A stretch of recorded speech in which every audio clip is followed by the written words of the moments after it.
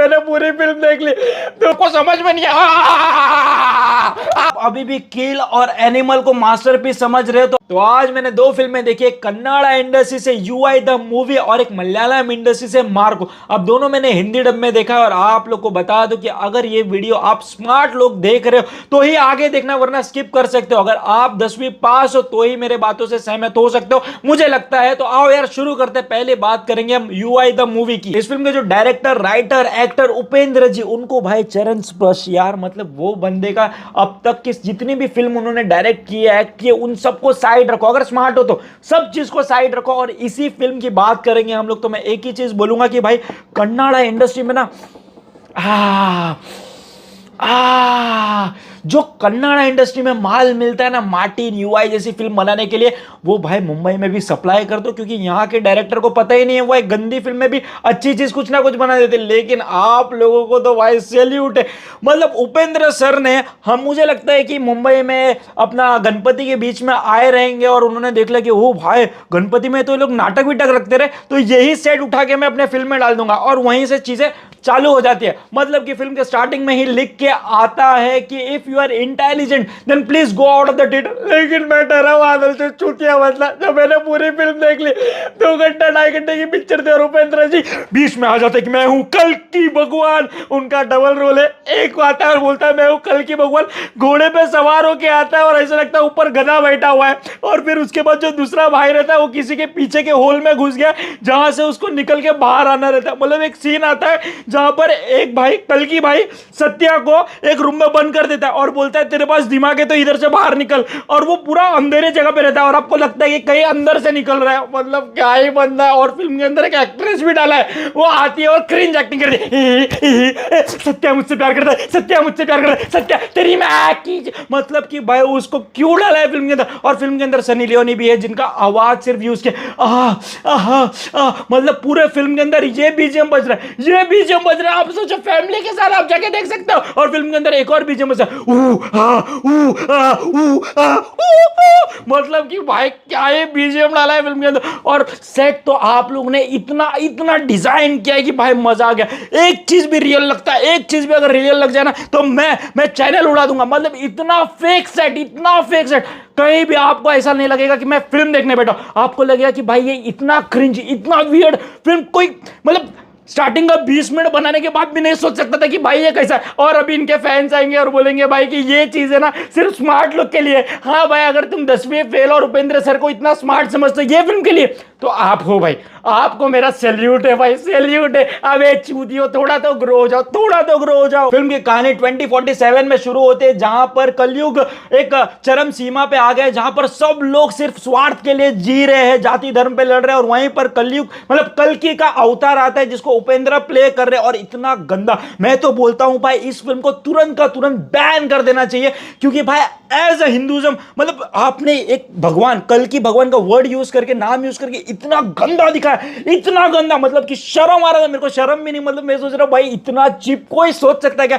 Even आपने 5 minute भी Bhagavad Gita, even YouTube पे आपने 5 मिनट का भी भगवान का कोई वीडियो देख ले रहा था तो भी आपको शर्म आता है कि ये चीप चीज नहीं बनानी चाहिए। और फिल्म लास्ट में ना आपको क्लियरिफिकेशन भी देता है कि हाँ पब्लिक तो इस फिल्म के लिए बैन करने के लिए बोलेंगे क्योंकि ऐसी फिल्म एक्सेप्टेबल नहीं है। अबे तुम इतना जस्टिफिकेशन मत दो, ये चूतिया चीज है, कचर पट्टी बनाओ और फिर बाद में उसी में डाल दो कि नहीं रिव्यूअर को ये फिल्म एक और बार देखना चाहिए। फिल्म के एंडिंग में एक रिव्यूअर रहता है जो बोलता है नहीं नहीं फिल्म में कुछ तो है, मुझे एक बार और देखना पड़ेगा। अबे ये संडास गिरे भाई, तुम अपने खुद खाओ और खुद ही खुश रहो। अब देखो यार, फिल्म के अंदर 2047 की कहानी चलती है जहां पर फिंगरप्रिंट तक फोन कोई नहीं यूज करता और ऐसी चीजें दिखाता है कि भाई चरम सीमा पे आ गए हैं हम लोग। लेकिन टेक्नोलॉजी 90s से भी गई गुजरी, लोग बाल्टियों में घूम रहे, मतलब कि चड्डियों में घूम रहे, कुछ टेक्नोलॉजी नहीं दिखा और बोल रहे कि भाई फिल्म एक्सीलेंट होने वाली है। आपको समझ में नहीं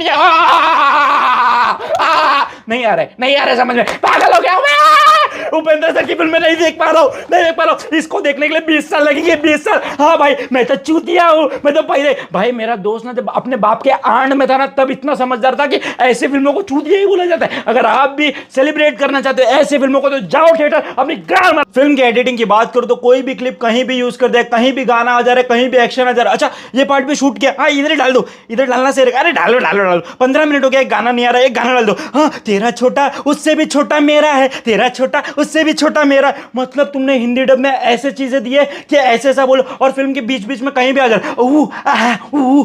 मतलब कि भाई कलयुग जो उपेंद्र बने उनके बाजू बाजू में जो लड़कियां घूम रही वो प्रोस्टिट्यूट है। मतलब इतना इतना चिप आप सोच सकते हो कि भगवान के बाजू बाजू में प्रोस्टिट्यूट ऐसे ऐसे हॉट सीन दिखाई, हॉट सीन दिखाई। मतलब तुम्हारा ब्रेन घुटनों में भी नहीं था भाई, एड़ी में धस गया। इतना वाहियात फिल्म तो भाई आप ही लोग सोच सकते हो। मतलब ये क्या है फिल्म। ट्रेलर जब मैंने रिएक्शन किया था तो आप लोग ने बहुत गाली दिया, यू डोंट अंडरस्टैंड उपेंद्र, तुम्हें 20 साल लगेंगे, 30 साल लगेंगे। अरे भाई उन सबको ही जवाब है, ये वीडियो जाके फिल्म देखो, फिर समझ में आ जाएगा कि आपको कितना बाहर आने की जरूरत है। ओवरऑल फिल्म की रेटिंग की बात करो तो 1 स्टार दूंगा मैं 100 में से। अगर आपको भी मेरे बातों से सहमत नहीं हो तो पूरा वीडियो एक बार वापस से देखना, क्योंकि आपके दिमाग में ये सारी चीजें घुसने वाली तो है नहीं। तो अगर आप स्मार्ट हो तभी मेरे वीडियो को सपोर्ट कर सकते हो, वरना नीचे गाली देके घर जा सकते हो, क्योंकि मैं समझ जाऊंगा कि आप बेरोजगार हो। दूसरी फिल्म मलयालम इंडस्ट्री से आई है जिसे मैंने हिंदी डब में देखा, जिसका नाम है मार्को। अब उसका रिव्यू उपेंद्र सर को बोलेगा मार्को 2024 की one of the best film आ गई है थिएटर में। अगर आप अभी भी किल और एनिमल को मास्टरपीस समझ रहे हो तो आपने मार्को नहीं देखा है। आप देखने के बाद दोनों फिल्म को लंड समझोगे, क्योंकि ऐसी ब्रूटल एक्शन फिल्म अब तक इंडियन सिनेमा में बनी ही नहीं है। मतलब कि फर्स्ट हाफ वर्ल्ड क्रिएट करता है तो सेकंड हाफ सीधा वर्ल्ड वॉर कर देता है। मतलब कि जो दिख रहा है हीरो को वो फाड़ दे रहा है। इसके स्क्रीन प्ले की बात करो तो फर्स्ट हाफ सच में थोड़ा वीक लगता है, लेकिन वो बिल्डअप लेता है और सेकंड हाफ मां बहन कर देता है। मतलब कि भाई जो चीज मिल रहा है वो काट दे रहा है। इस फिल्म का जो हीरो है वो हीरो नहीं, इस फिल्म का जो विलन है वो हीरो है, क्योंकि उसके जो एक्शन सीन है भाई वो आपको मंजन घसा देगा। इतना ब्रूटल है, इतना ब्रूटल। मतलब कि हर एक शॉर्ट फिल्म के अंदर इतना इतना स्टाइलिश लिखा गया है कि आप बोलोगे भाई ये फिल्म सच में औरतों के लिए तो है, और लौंडे देख ले तो पाइल्स का खून बाहर आ जाए, क्योंकि इतना ब्रूटल। इवन इस फिल्म ने एक भी सेकंड कहीं भी तरस नहीं खाए।